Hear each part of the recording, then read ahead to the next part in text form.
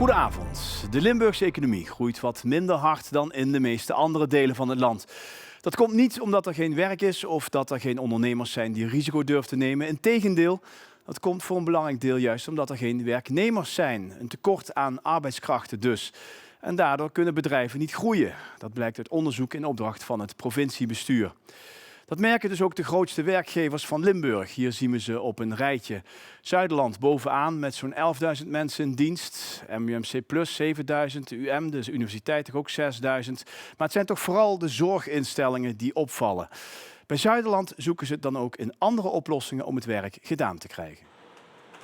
Wij spreken in dat geval van een soort krokodillenbek. Wij zien de zorgvraag toenemen door die vergrijzing in Limburg. Maar we zien dus ook het potentieel op de arbeidsmarkt afnemen. Dus je ziet een spanningsveld ontstaan tussen vraag en aanbod. De grootste werkgever van Limburg heeft enkele honderden vacatures die maar moeilijk ingevuld worden. En dus zijn er veel creatieve oplossingen en innovaties nodig om de boel draaiende te houden. Zo worden al ruim 13.000 patiënten thuis geholpen.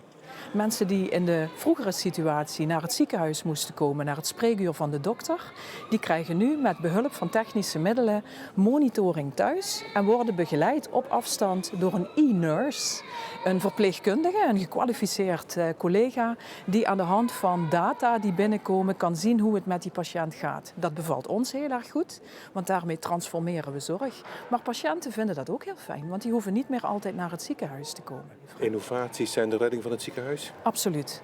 Dus het transformeren van die zorg zijn de redding eigenlijk van de zorgvraag die er is. Het is niet alleen in het ziekenhuis, het is ook in de ouderenzorg, het is ook in de thuiszorg.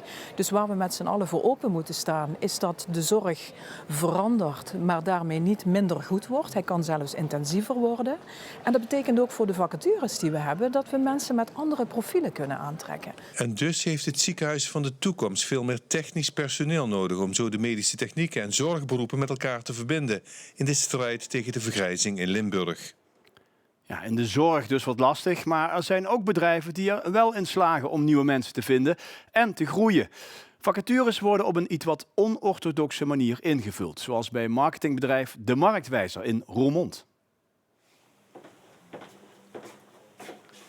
En ja, toen we begonnen hadden we 0 klanten op de teller. En nu staat de teller op bijna 380 klanten, wat wij actief begeleiden met onze activiteiten. Dus doelgroepgericht adverteren via social media. En we hebben 2025 afgesloten met een 1,3 miljoen wat we op dit moment aan omzet draaien. Het familiebedrijf in Roermond won al enkele jaren op rij een Gazelle Award. Een landelijke prijs voor ondernemers waar de omzet, winst en personeel jaarlijks met minimaal 20% stijgt. Terwijl overal wordt geklaagd over krapte aan personeel, is dat hier niet het geval. Ja, het geheim is eigenlijk heel simpel. Wij bieden pas afgestudeerden, eigenlijk als een van de weinige online marketingbureaus, wel een kans om hier te beginnen. Dus wij werven expliciet mensen die pas van school afkomen. Iemand die 5 jaar ervaring heeft en die bij u aanklopt, daar zegt u nee? Ja, daar zeggen wij nee tegen.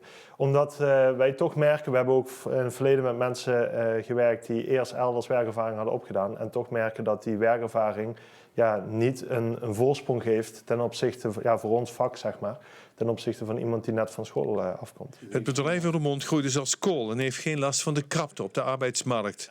Maar toch wordt de verdere groei bedreigd. We moeten ook vooruitdenken en wij willen weer naar een nieuwe locatie toe waar je plusminus 1000 vierkante meter nodig hebt. En ja, daar voeren we wat gesprekken met de diverse gemeentes, maar daar komt weinig van los om ons daarin te helpen. Dus dan merk je gewoon dat je als klein MKB-ondernemer, terwijl wij wel de motor van de economie zijn, niet de aandacht krijgen. Het Limburgse familiebedrijf zoekt volop in de omgeving van Roermond naar een grotere locatie.